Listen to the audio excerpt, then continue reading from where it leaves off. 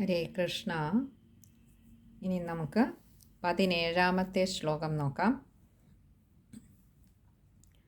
ന പ്രേതോ ന പിശാചോ വാ രാക്ഷസോ വാസുരോപി വാ ഭക്തിയുക്തമനസ്കാനാം സ്പർശനേന പ്രഭുർഭവേത്.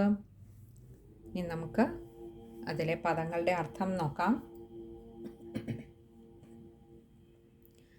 ന എന്ന് പറഞ്ഞാൽ ഇല്ല. പ്രേതോ പ്രേതം, പ്രേതങ്ങൾ. പിന്നെ ന എന്നാൽ ഇല്ല. പിശാചോ പിശാചുക്കൾ. വാ എന്ന് പറഞ്ഞാൽ അഥവാ, പ്രേതമോ പിശാചോ അഥവാ രാക്ഷസോ രാക്ഷസനും.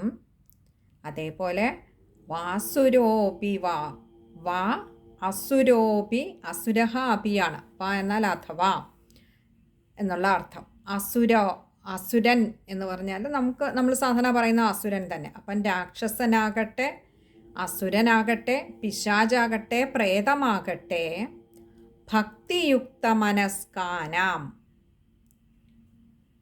എന്ന് പറഞ്ഞാൽ വളരെ നല്ല ഭക്തിയുള്ള മനസ്സോടു കൂടിയവരുടെ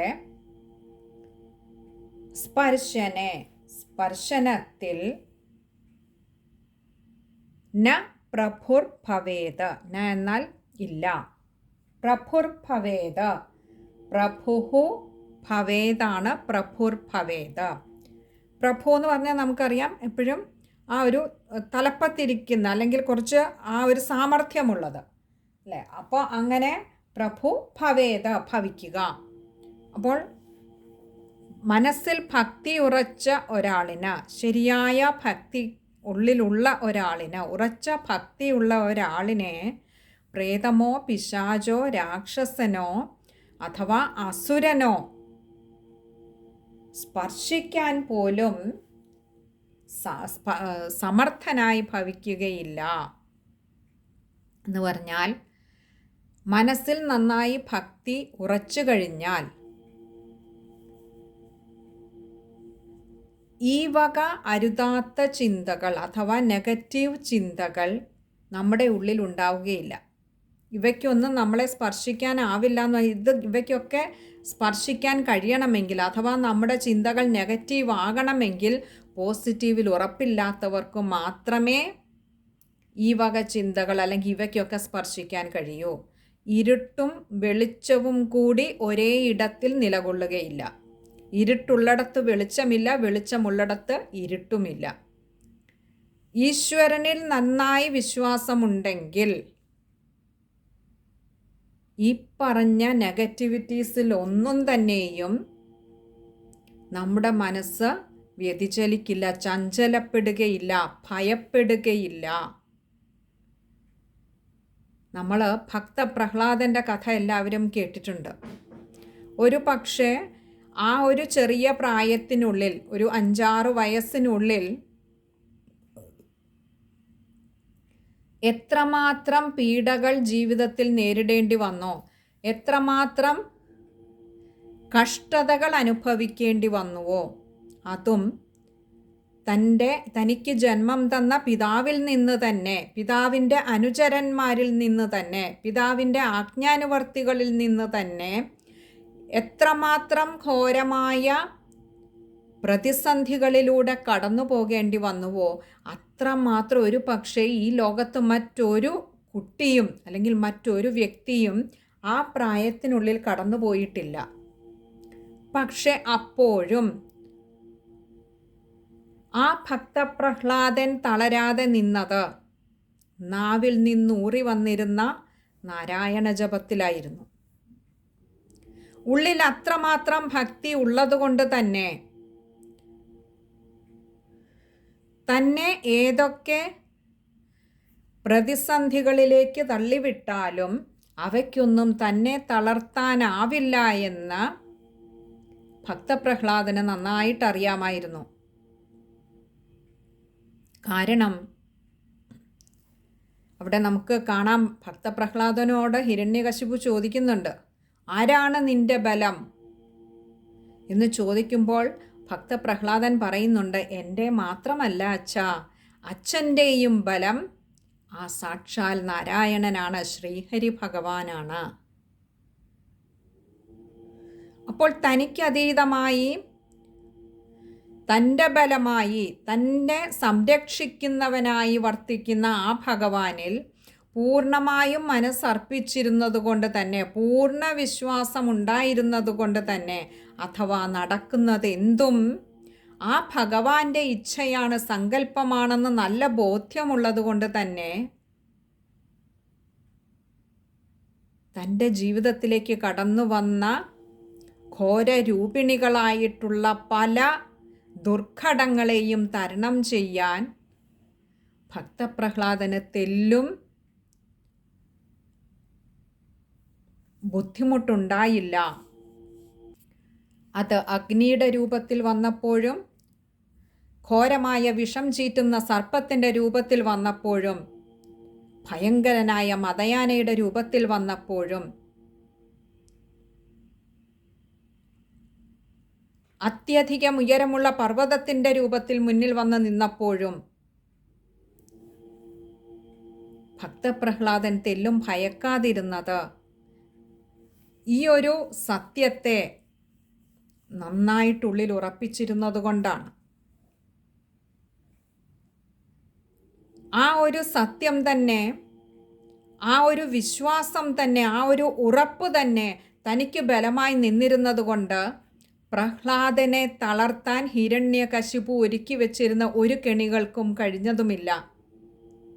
ഇവിടെയും അത് തന്നെയാണ് വ്യാസഭഗവാൻ പറയുന്നത്. എപ്പോഴാണോ മനസ്സിൽ ആ ഭക്തിക്ക് ഉറപ്പില്ലാത്തത്, അപ്പോഴാണ് ചുറ്റിനുമുള്ള ഇതുപോലെയുള്ള നെഗറ്റിവിറ്റീസിൽ, തമോ ഗുണപ്രധാനമായിട്ടുള്ള രൂപഭാവങ്ങളിൽ മനസ്സ് ചഞ്ചലപ്പെട്ടു പോകുന്നത്, ഭയപ്പെടുന്നത്.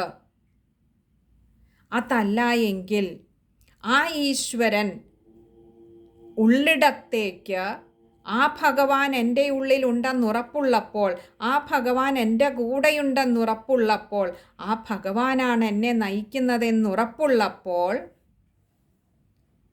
ആ ഭഗവാൻ അതീതരല്ല, അതീതമല്ല മറ്റൊന്നുമെന്നുറപ്പുള്ളപ്പോൾ, ഇതുപോലെയുള്ള നെഗറ്റിവിറ്റീസിലേക്ക്, തമോ ഗുണപ്രധാനമായ ഭാവങ്ങളിലേക്ക് മനസ്സിന് വീണു പോവുകയില്ല.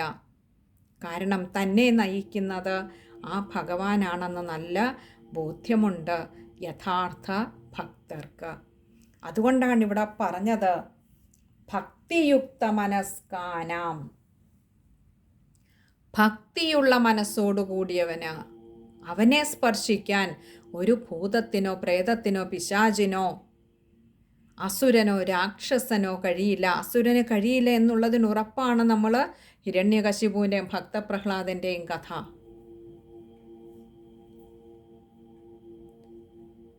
രാക്ഷസ രാജാവായിരുന്നു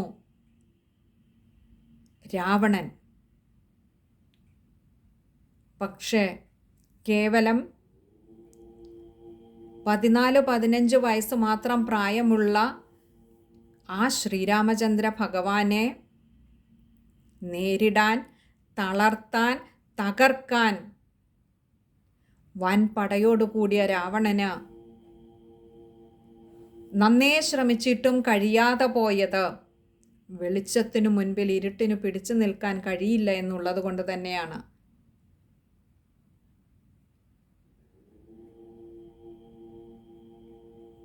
ആ ഈശ്വരനിലേക്ക് മനസ്സിനെ ചേർത്തു വെച്ചാൽ ചുറ്റുമിളകിക്കൊണ്ടിരിക്കുന്ന ഈ ചലിച്ചുകൊണ്ടിരിക്കുന്ന പ്രപഞ്ചത്തിന് നടുവിലും ചലിക്കാതെ ഇരിക്കാൻ ഉറപ്പുള്ള ആ ഒന്നിനെ ചേർത്തു പുണർന്നു നിൽക്കുകയേ വേണ്ടൂ.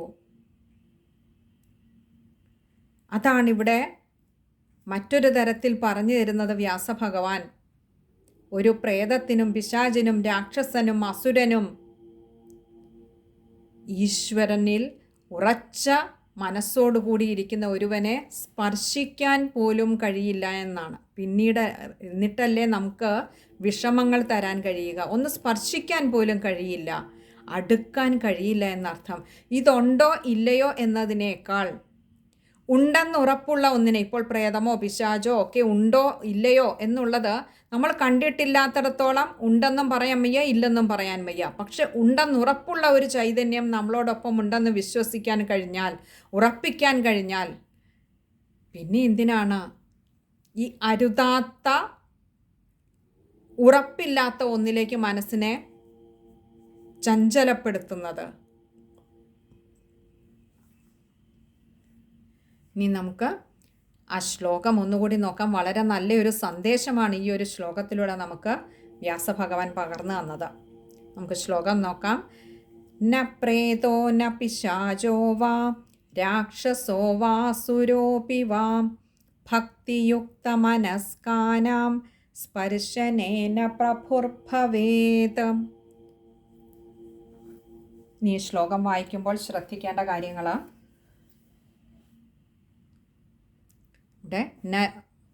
വാ രാക്ഷസോ വാ അസുരോപിവ ആണ്. വാ അസുരോപിവ, അവിടെ അസുര ആണെന്നുള്ളത് മറക്കരുത്. പിന്നെ അടുത്തത് പ്രഭുർഭവേദ, ആ ഭ ഉച്ചരിക്കുമ്പോൾ ശ്രദ്ധിക്കുക. ഇത്രയും കാര്യങ്ങളെ ആ ഒരു ശ്ലോകത്തിൽ നമുക്ക് പറയാനുള്ളൂ. ഇനിയും അതിൻ്റെ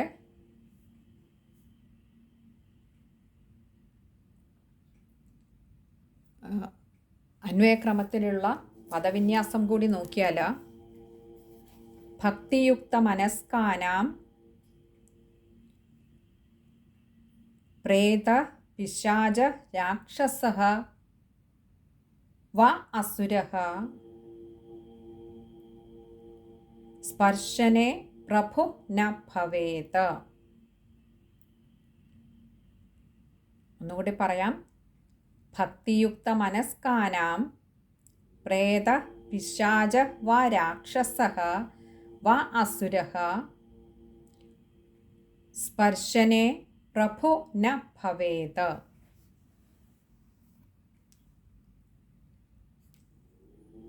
ബാക്കി അടുത്ത ശ്ലോകത്തിൽ.